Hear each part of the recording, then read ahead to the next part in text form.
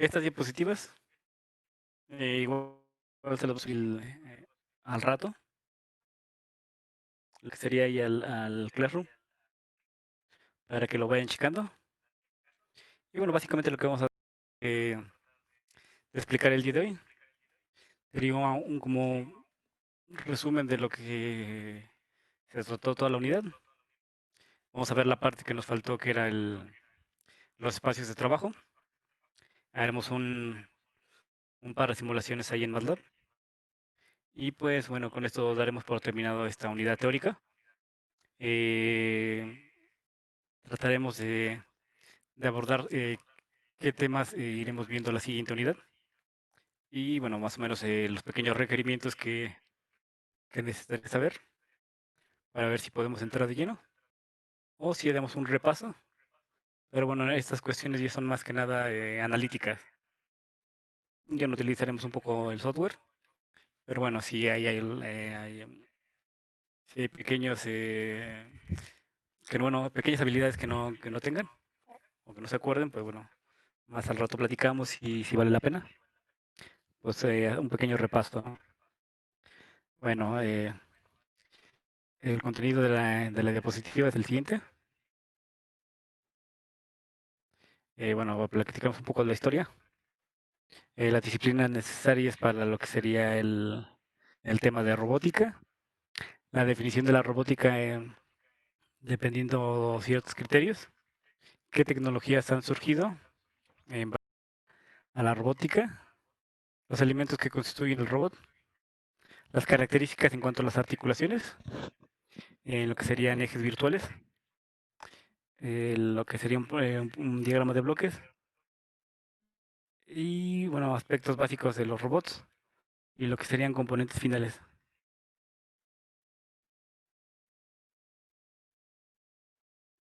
Y para la siguiente unidad, bueno, vamos a trabajar en parejas para, bueno, evitar ciertos detalles que no puedan conectarse al servidor o, bueno, aquellas personas que no tengan MATLAB o lo que sería el LabVIEW. Bueno, ahí repartirse un poco el trabajo.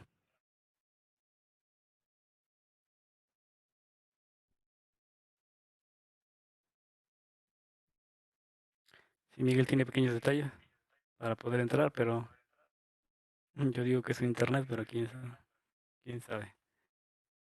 Entonces, un poco de lo que sería la historia de dónde surge la palabra de los robots.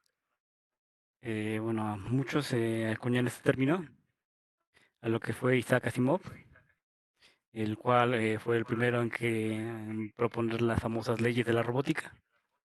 Sin embargo, lo que fue Karel Capek en 1920, en una obra denominada Los robots universales de Rossum, fue el que, bueno, primeramente introdujo lo que fue la palabra de robots.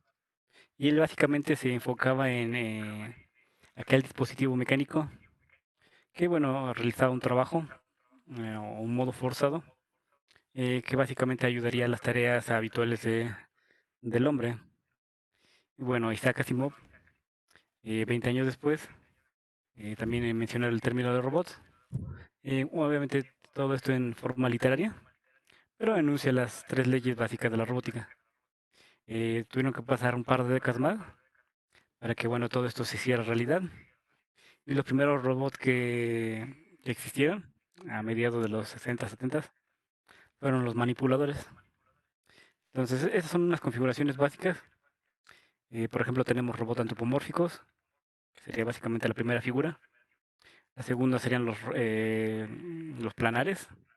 Bueno, básicamente estos son los que se utilizan, por ejemplo, en cortadoras o, por ejemplo, las impresiones 3D. Utilizan este tipo de configuración.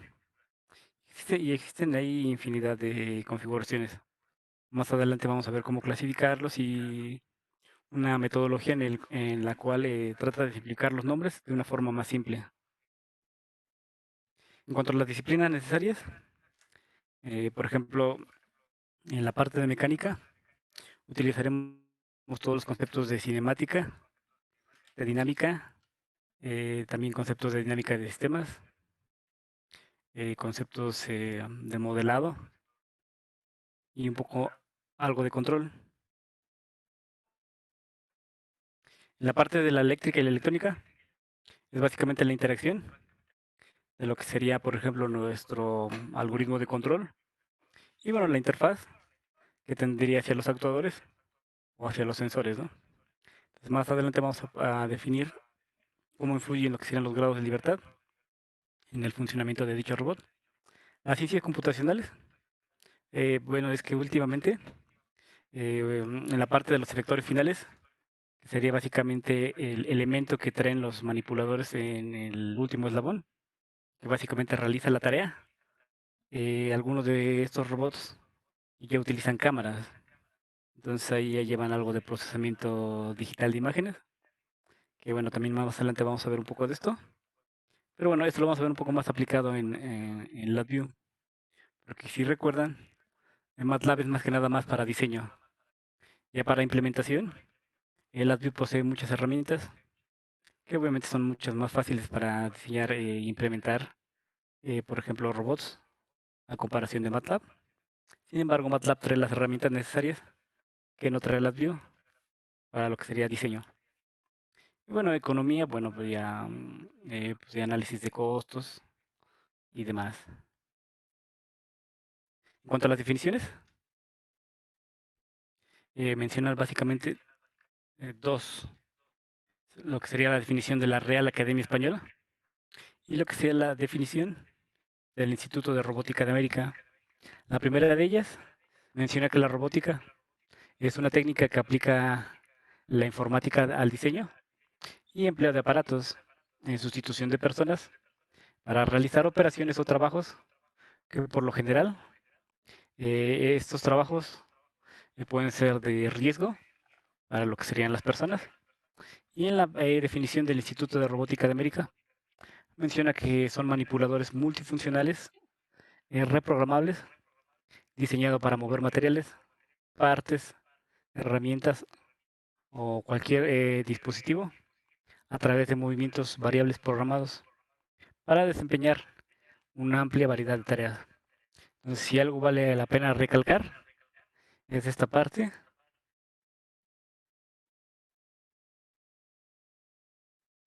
que bueno, todos los robots deberán ser reprogramables.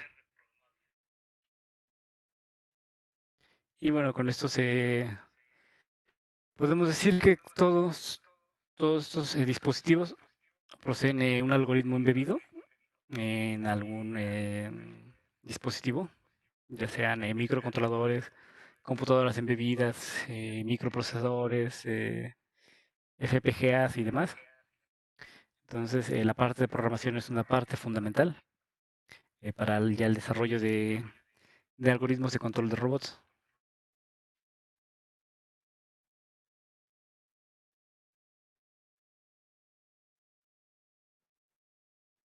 En cuanto a las tecnologías, buenamente que han surgido con el desarrollo de la robótica, bueno, existen muchísimas, pero bueno, una de las que vale la pena mencionar sería la parte de la teleoperación, que por ahí hay un proyecto que, bueno, realicé en el 2016. Bueno, ahí tengo la práctica, valdrá la pena quizás volverlo a retomar. Bueno, la teleoperación básicamente se enfoca al control de dispositivos, en este caso robots o manipuladores o robots móviles, pero obviamente desde un punto lejano, ¿no? Quizás algunos de ustedes ya han visto la parte de la teleoperación, utilizando lo que son dispositivos Bluetooth. Sin embargo, estos dispositivos tienen un alcance muy limitado. Entonces, la idea de la teleoperación obviamente controlar cosas mucho más lejanas. Para eso, bueno, hay diferentes tipos de protocolos, como por ejemplo el Wi-Fi. Bueno, en el TEC bueno, compramos unos sensores que utilizaban otros protocolos, que la ventaja que teníamos, que no necesitábamos lo que era un router, pero bueno, podíamos controlar un dispositivo de 2 a 5 kilómetros. Y bueno, quizás no tengamos al alcance este tipo de sensores, pero sí podríamos utilizar, por ejemplo, comunicación Wi-Fi. Entonces, también para más adelante ir checando esta parte. Y bueno, la parte del control CNC, que bueno, utilizaría robots planares, pero bueno, aquí no utiliza lo que serían motores de corriente directa. Bueno, sí, los utiliza, pero básicamente lo que serían motores a pasos. Entonces también para checar un poco cómo funcionan dichos motores. Y bueno, básicamente estos motores son para controlar lo que sería posición. Velocidades no están diseñados para esa parte. Y la parte de lo que serían control de fuerza, de posición y velocidad. Bueno, los motores de corriente directa son los que más se utilizan. Por ejemplo, los motores trifásicos se suelen ocupar en bandas, pero básicamente ahí solamente se controlamos la velocidad. En la parte de los elementos que constituyen un robot, básicamente son los mismos elementos de un mecanismo básico, simplemente que hay una pequeña variación. Cuando ustedes llevaron mecanismos, por ejemplo, el famoso cuatro barras, tenía la particularidad de que, bueno, obviamente se hacía el análisis, pero teníamos un eslabón virtual. Y ese eslabón virtual, por lo regular, siempre era fijo. En este caso, en los robots manipuladores, obviamente tenemos lo que sería nuestro eje de referencias, pero bueno, la distancia de lo que sería ya el punto final o el efector a nuestro sistema de referencias, este será variable. Bueno, obviamente, y aquí engloba lo que serían los espacios de trabajo y algunos tipos de configuración. Entonces vamos a mencionarlos. Bueno, eh, aquí influye el tipo de análisis que vamos a hacer, porque no será lo mismo, por ejemplo, analizar, supongamos que tengamos un robot de tipo escara, que básicamente son dos eslabones, de la siguiente forma. Supongamos que el punto rojo sería lo que sería el origen. Vamos a poner otro color. La parte azul, eh, lo que serían nuestros eslabones. Y vamos a decir que la amarilla era nuestro efector final. Entonces, si se dan cuenta, aquí tenemos el mismo robot, pero bueno, tiene una cierta peculiaridad, que sería cómo vamos a analizar los ángulos. Pongamos que aquí tendremos un ángulo teta, y de este lado también tendremos otro ángulo teta. El ángulo, por ejemplo, del primero con el segundo se toman de manera diferente. Y bueno, a esto se le conoce como, por ejemplo, el de arriba, la configuración codo arriba, y la segunda como el codo abajo.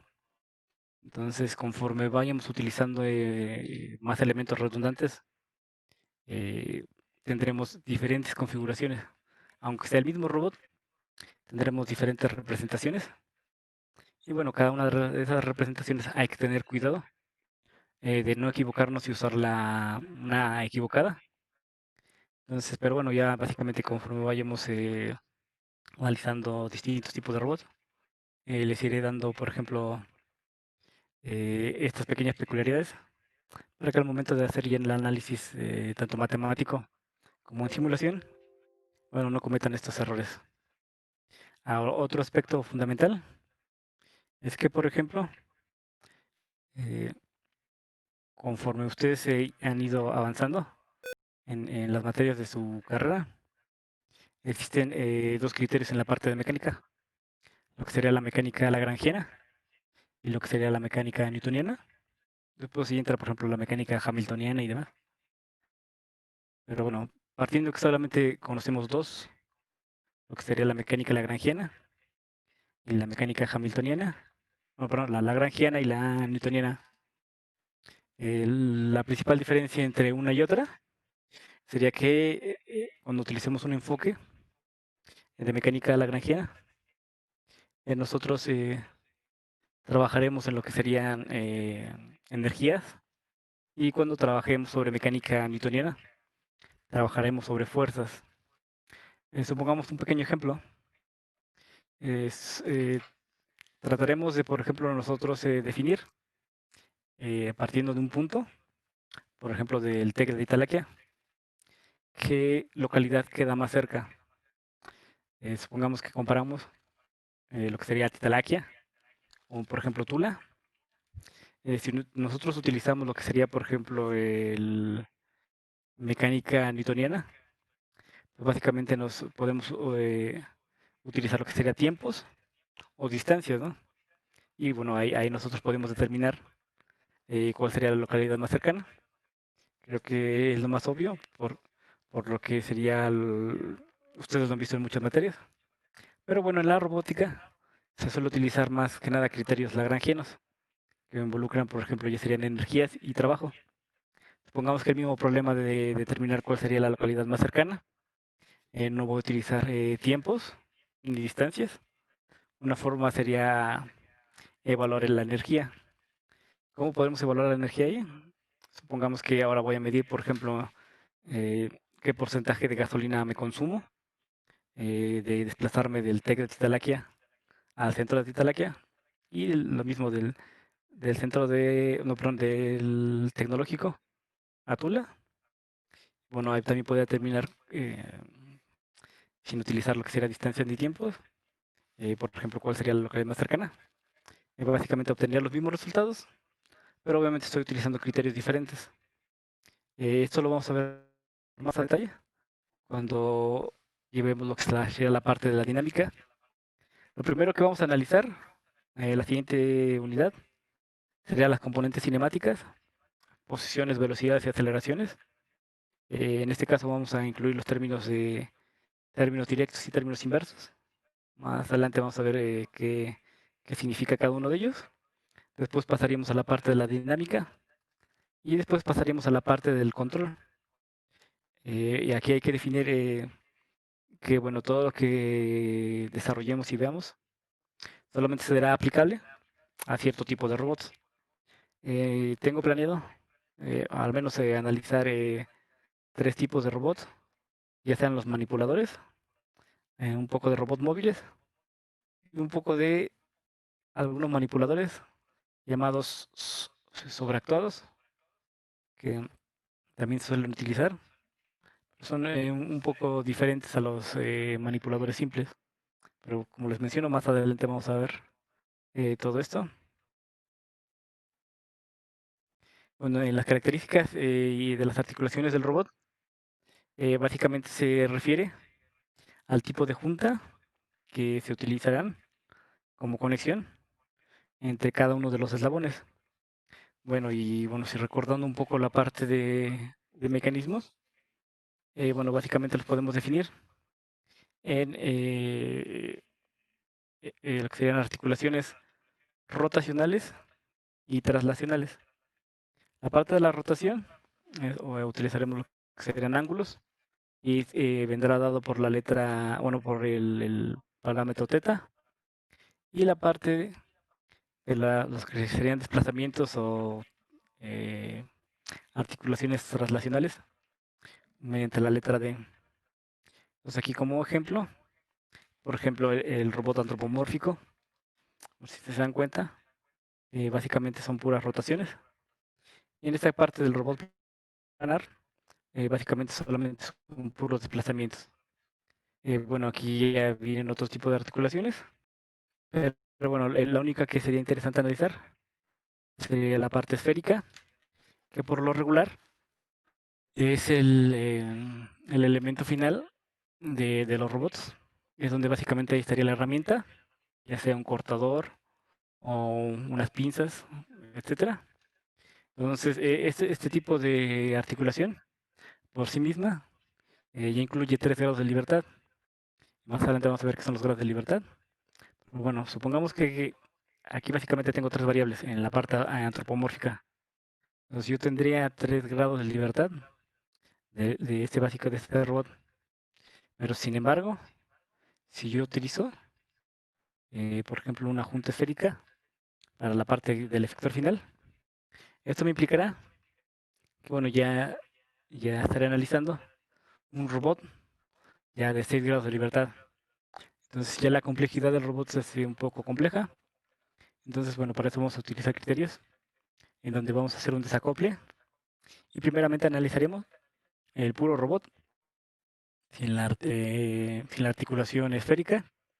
Y bueno, el resultado de dicho análisis serán las condiciones de frontera para analizar lo que sería la parte esférica. Lo mismo sucede en la parte de los robots planes. Básicamente se analizaba primeramente toda la estructura y ya lo que serán los elementos finales se suelen acoplar al análisis anterior. Entonces, nosotros podemos analizar ya robots muy complejos, no solamente analizándolos de todo el conjunto, sino iremos analizando por partes, ¿no? Que obviamente sería un poco más simple y bueno, es más fácil que ustedes no se pierdan en este tipo de análisis.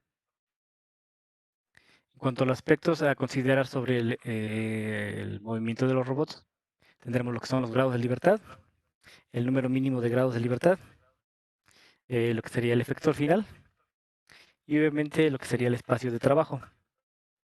Entonces, primeramente, los grados de libertad se refieren al conjunto de variables. Bueno, estas variables son independientes y básicamente permiten determinar la posición y la orientación del elemento final del robot. Entonces, este será un parámetro importante porque debido al número de grados de libertad, será el número de ecuaciones mínimas que necesitaremos para analizar el robot. Entonces, ¿cuál es el mínimo grado de libertad? Supongamos los mecanismos, eh, básicamente para que tengan movimiento, se necesita al menos un grado de libertad. Entonces, para analizar este tipo de robots, nosotros consideraremos al menos un grado de libertad. Si no tuviéramos grados de libertad, pues básicamente consideraríamos que nuestro robot no tiene movimiento.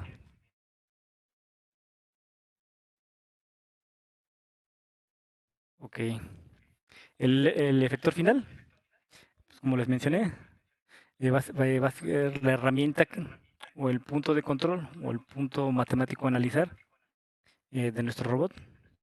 Y por lo regular, básicamente no se consideran los análisis básicos.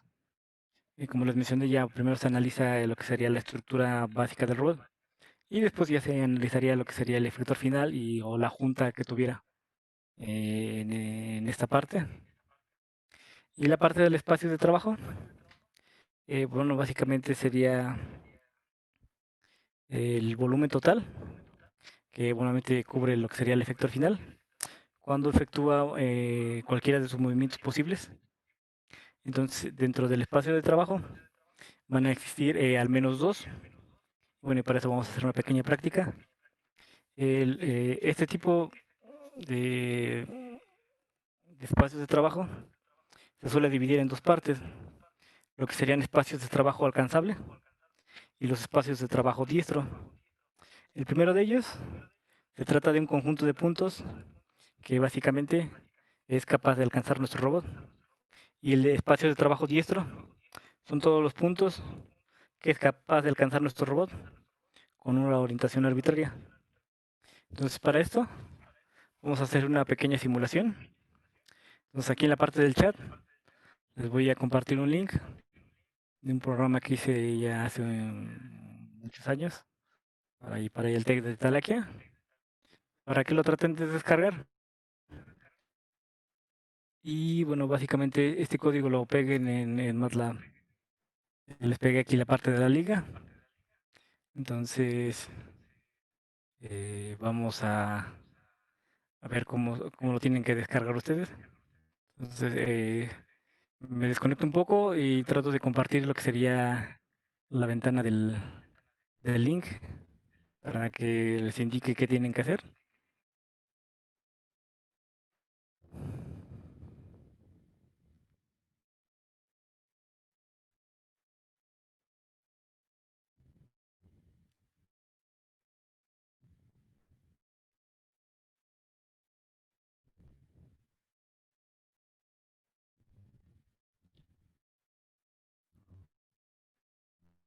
Ok, bueno, ese es básicamente el link.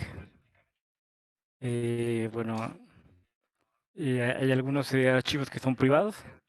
Bueno, este lo dejé público ahorita para que lo puedan descargar. Básicamente lo que van a buscar ustedes, van a desplazar hasta la parte de abajo. Y bueno, donde dice aquí la rotación de un vector sobre un pivote plano, usando lo que son matrices de rotación en Z. Bueno, ahorita todavía no vamos a ver lo que son las matrices de rotación, pero bueno, básicamente este ejemplo nos va a resolver de forma gráfica y tratará de que ustedes entiendan este término, de cuál sería el espacio de trabajo alcanzable y el espacio de trabajo diestro. Entonces, ya que ubican la liga, le dan doble clic a lo que sería el título, les va a abrir la ventana. Bueno, aquí viene un poco la descripción. Van a buscar la pestaña que dice funciones. Ya que le den clic en funciones, bueno, les va a aparecer lo que sería un template. Y bueno, van a copiar todo este template y lo van a pegar en lo que sería MATLAB. Entonces son 3:46. Traten de correr el código. Vamos a dar un pequeño break y nos vemos en 10 minutos, compañeros, a las 3:55. Les voy a explicar más o menos cómo funciona el código y vamos a hacer un par de simulaciones. En este caso utilizo, bueno, a los que llevaron programación básica conmigo. Hay varios paradigmas de programación para hacer lo que son interfaces gráficas. Cuando les di programación a algunos de sus compañeros, utilizamos lo que era el concepto del guide. En este caso utilizo otro, se llama los EU Control. Pero bueno, aquí solamente son creación de controles sobre gráficas. Pero bueno, esa parte, bueno, más tarde lo explicamos. Nos desconectamos y regresamos en 10 minutos. Regresamos al 3 para las 4, para que igual se vayan descansar un momento. Entonces termino la sesión y nos conectamos al 3 para las 4.